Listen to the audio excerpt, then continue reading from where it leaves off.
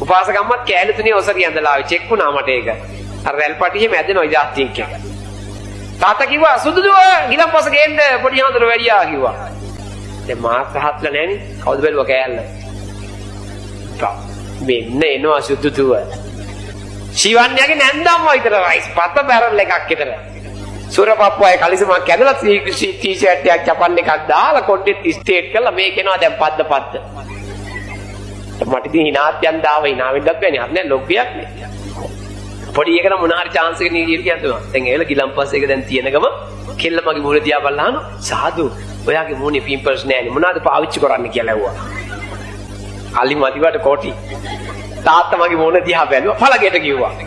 මම යන ගමන් කිව්වා නංගි මේ දුව 120 කොලේ සන්ලයිට් දාලා කපනවා කිව්වා.